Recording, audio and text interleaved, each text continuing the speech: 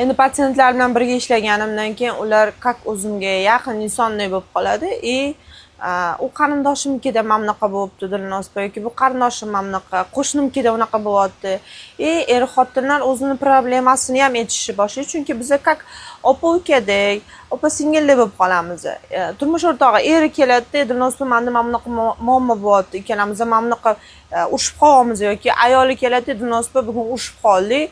Men umuman ovqat ham qilib bermadim. Xo'jayinimga kirlariga ham qaramayapman, umuman qaramayapman. Oyim aytayotdilar, agar seni qadringni bilishmasa o'tdi, ajrash, uyga kel, o'zim seni boqib olaman deb aytayotdilar. Nima maslahat berasiz, nima qilishim kerak? Hali bolamiz ham yo'q, endi licheniyani boshladik deb, endi ko'p o'sha patsientlarim telefon qilishadi, maslahat so'rashadi. Men o'z psixolog emasman, lekin patsientlar bilan birga ishlayotganimda ular bilan albatta yaqin bo'lib qolaman. O'zim xohlasam ham, xohlamasam ham. Chunki uydagi muammosini gapiradi, maslahat so'raydi. O'sha homilador bo'lish uchun nimalar qilish kerak, nima yeb ichish kerak yoki ko'proq nimalarga ahamiyat berish kerakligini yoki kim bilan urushib qolsa o'shani gapirib beradi. Как o'zini yaqin do'stidek men bilan gaplashgisi keladi. Hozir oxirgi vaqtda bu narsa juda ham ko'payib ketgani uchun men ozgina shu haqida tushuncha berib o'tmoqchiman. O'zim bilan ishlaydigan, men bilan ishlaydigan patsientlarimga, men bilan ishlamoqchi bo'lgan insonlarga kichkinagina maslahatim.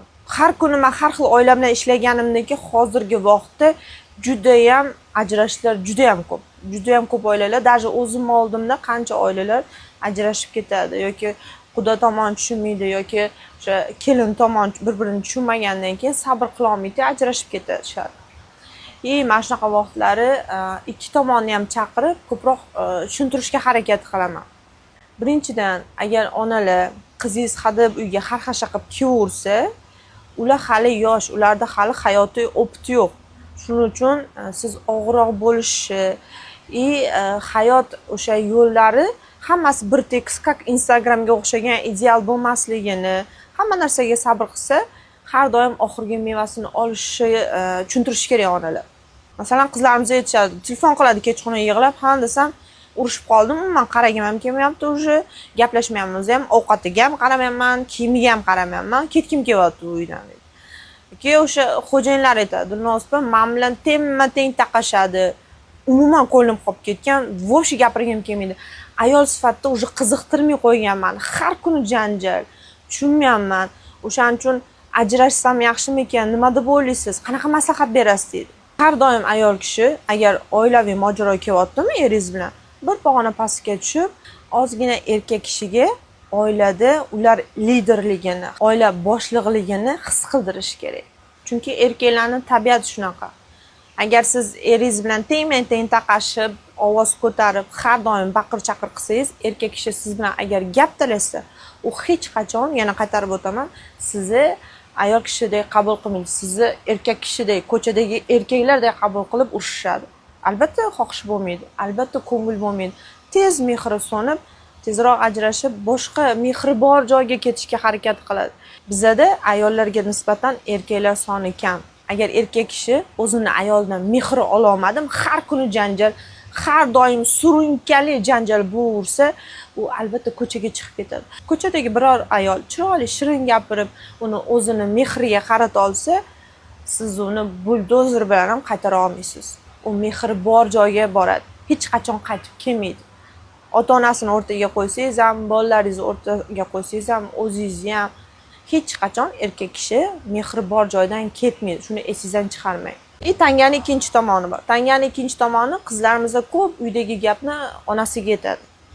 Onasiga aytib, "Men qiynalyapman, ko'p urushyapmiz, meni qadrimni bilishmaydi bular, men bularga kerak emasman" deb faqat yomon o'sha erini faqat yomon tomonini gapiravergandan keyin, конечно, sizni onangiz birinchi o'rinda sizni yoningizda oladi. Chunki ona har doim bolasi uchun qayg'uradi.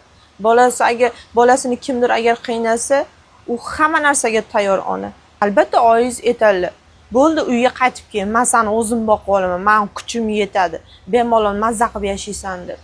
Yo'q, lekin unaqa emas. Ona aytadi, lekin siz uyga qaytib borganingizdan keyin men ayollarni ham tabiatini ozgina tushuntirishga harakat qilaman. Albatta, er bilan ajrashgandan keyin ming onasini mehri bo'lsin, ming uydagilarning o'sha yaqin jigarlarning mehri bo'lsin, baribir erkak kishini mehrini xohlaydi. U jinsiy yaqinlik qilishni xohlamaydi, shunchaki mehrni xohlaydi. Suyangan insoni, orqasida turib beradigan insoni, suyangan yelkasi bo'lishni xohlaydi. Mana shunaqa vaqtlari mana shu mehrdan foydalanadigan erkaklar bor. Hayoti o'zi bilmagan holda izdan chiqib ketishiga sabab bo'lishi mumkin. Shuning uchun o'zini turmush o'rtog'i, o'zini birinchi eri bilan, o'zini juft haloli bilan, bekorga juft halol deb aytilmaydi. Tosh kelsa kemirib, suv kelsa simirib degan maqolni bizani o'sha yosh kattalar bekorga aytmagan. Har doim erkak kishidan ayol kishi bir pog'ona past turishi kerak. Shunda oila mustahkam bo'ladi, oila chiroyli bo'ladi. Men buning uchun faqat erkaklarni oldini olib yoki ayollarni yomonlamoqchi emasman. Shunchaki erkaklarning tabiati shunaqa. Chunki erkaklar har doim o'zini oilasida o'zini yetakchiligini, liderligini his qilishi kerak. Shunda siz oilangiz mustahkam bo'ladi.